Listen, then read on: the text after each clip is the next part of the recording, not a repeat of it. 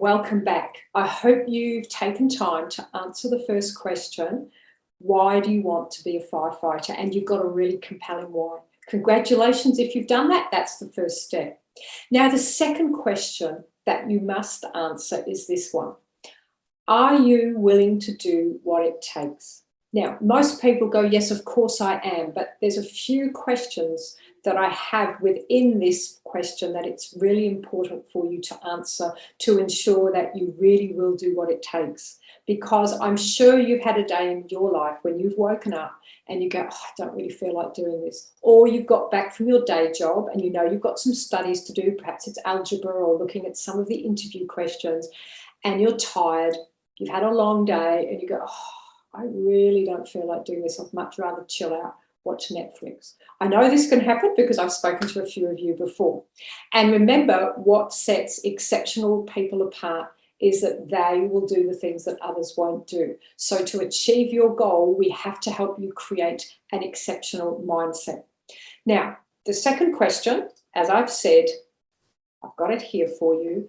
Are you willing to do what it takes? You may instantly go yes, or you may have a little hesitation. So it's important that we unpack this a bit further. So your next step, now you've done your why, is to write your goal about getting into the firefighting service in my Clearer Goals method, which I'll show you in a moment. So the way that you write this, it's a simple formula, but it's quite profound.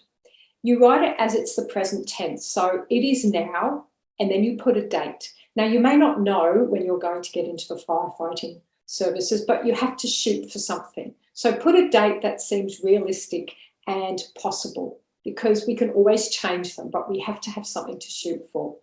And the next part is, it's either I am or I have. So here I've done the example, I have been accepted into the fire service.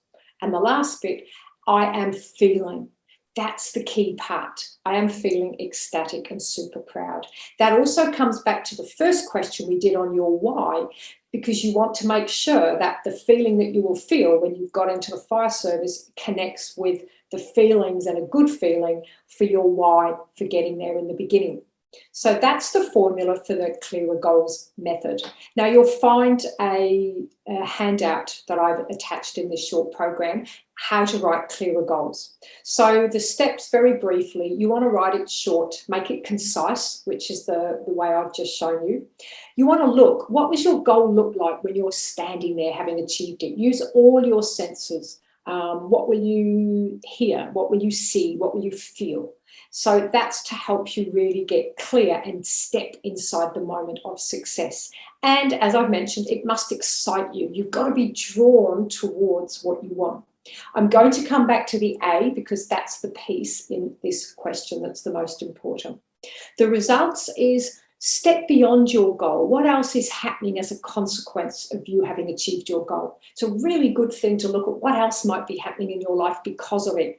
The more fuel you can add into your why and get excited about your goal, the more chance you have of staying on course. Now, the ER, the emotional reason, is what we've done in the first step. It's connect with the benefits of achieving your goal and ask yourself at least 4 times why you want this goal. Why, until you get down to a core emotion.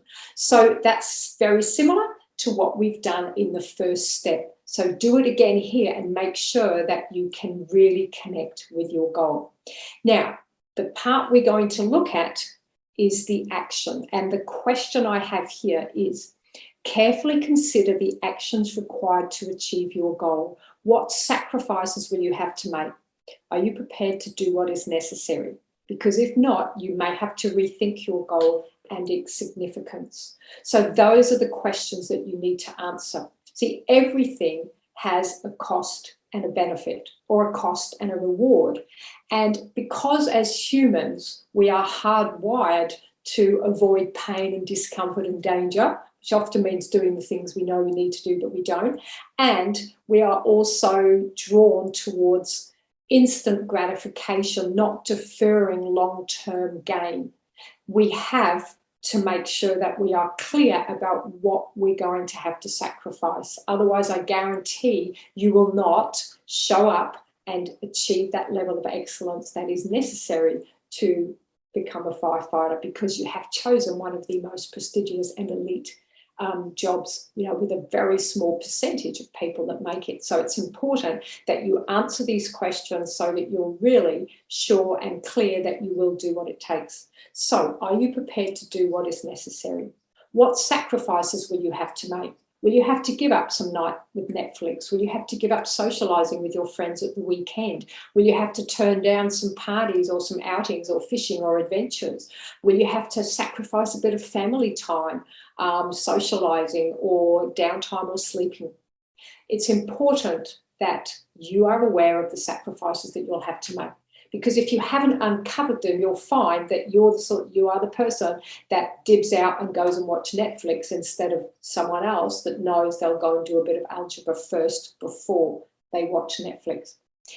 And as I said before, if not, you might have to rethink your goal and its significance. So you'll find a worksheet to write down your answers to these questions. So your next job is to go ahead and answer this question, and I will see you for the third and the final question once you've done that. Thank you.